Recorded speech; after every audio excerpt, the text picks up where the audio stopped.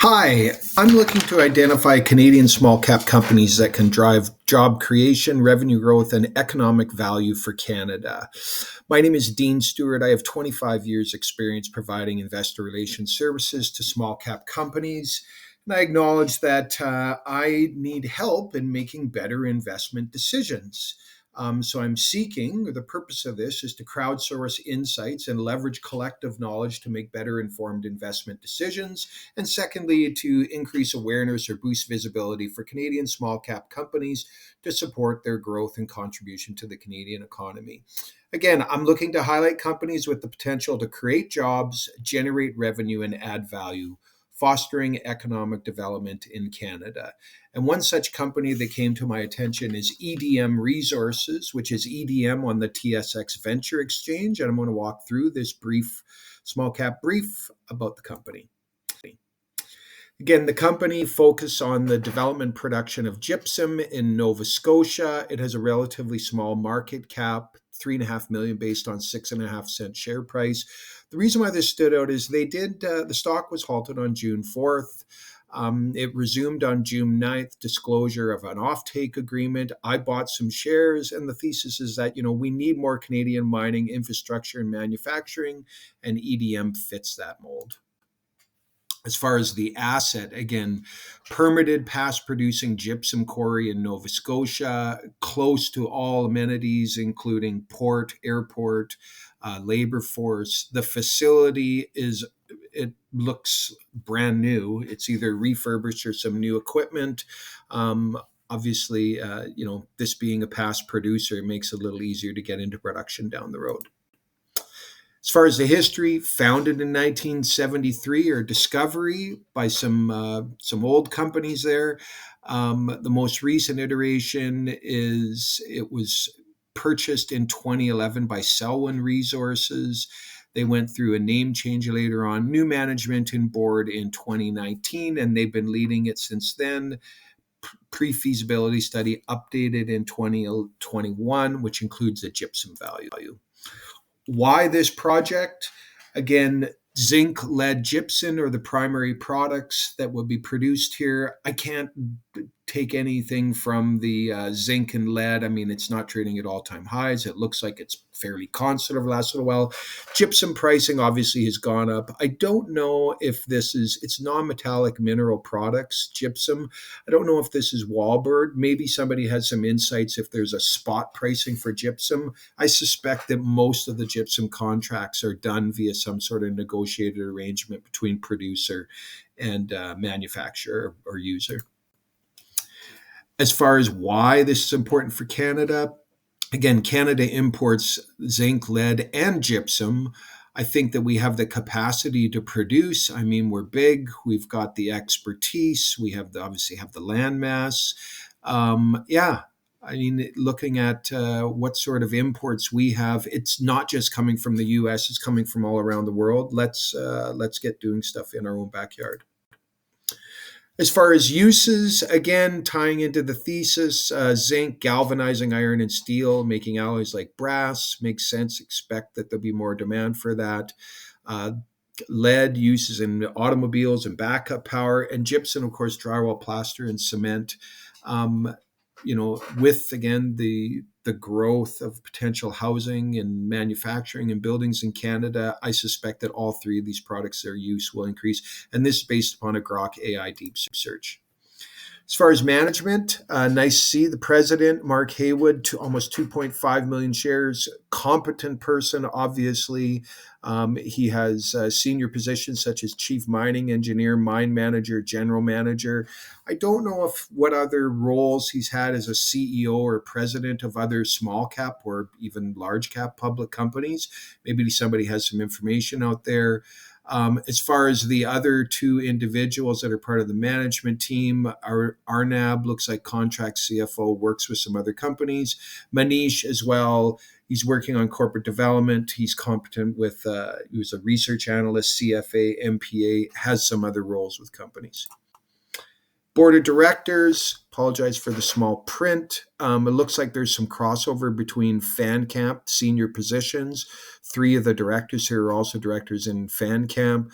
Nice to see, though, that Ashwath, who is the chairman, combined total ownership of north of 6.2 million shares. Always good to see board management aligned with shareholders.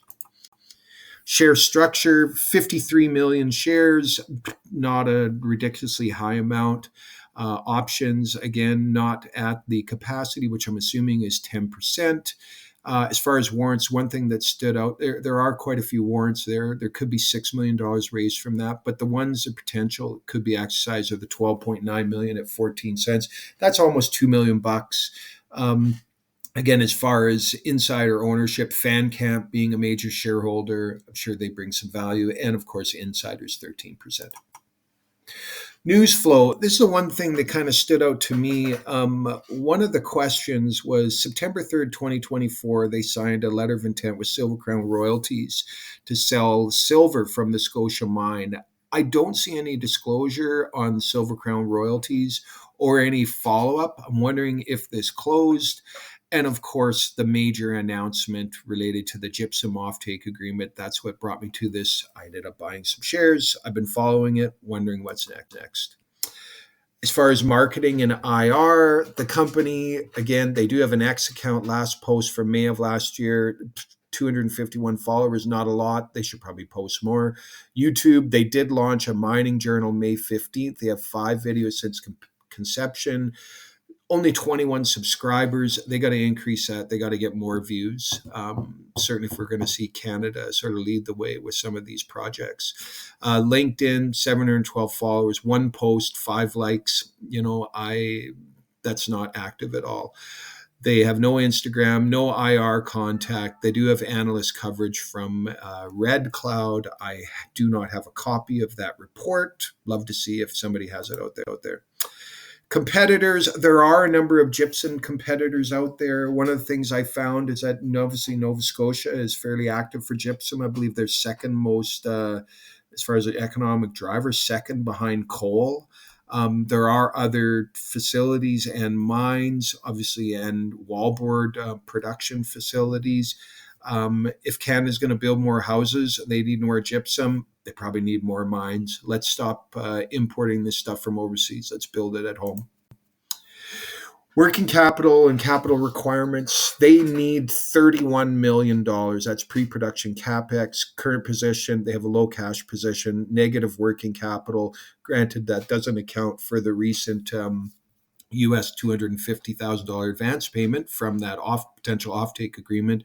Quarterly expense, $350K approximately a quarter. They need more money. They can probably survive for another 3-6 months without any money, and maybe insiders put in some, but there's going to have to be a financing at least to move this project forward. As far as from a share value, and again, this is done through Grok. It's an AI calculation. I took the average annual EBITDA. I did not apply any discount rate to it. Fully diluted shares outstanding, which is 88 million. Again, is this an appropriate calculation considering that they used a mining and specialty chemicals company since 2023, a multiple of 7.3.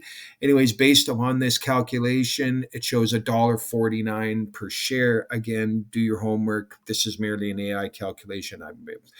I'm sure there's a lot of people that could poke holes in it. One of the things that I always look for in a company is to see the outlook as it relates to the MD&A. Obviously, there's good things, engaging with First Nations, communicating with the government. One of the things, though, is I didn't see a change from the outlook from quarter and annual. I don't know if they're just using the same thing and putting the same information in there. Obviously, it's nice to see if there's an updated outlook that addresses certain things or certain developments. It just gives people a little better idea what's going on. Closing takeaways. Again, the thesis is that we need more mining in Canada. We need more gypsum, zinc, and lead. This is a restart-ready mine. I I'm looking at based upon their needing the project financing. If they got financed in August, production would not take place until at the earliest late Q2, early Q3 2026. So yeah, we got to see if they're actually going to raise the money. Two other questions are Fisheries Act authorization, the application. Was it submitted? What's the status of it?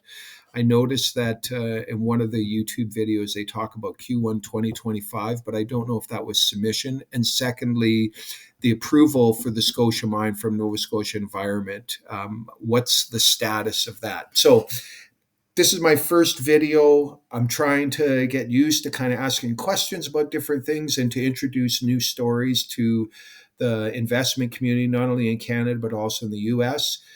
Please, this is not to be construed as investment advice.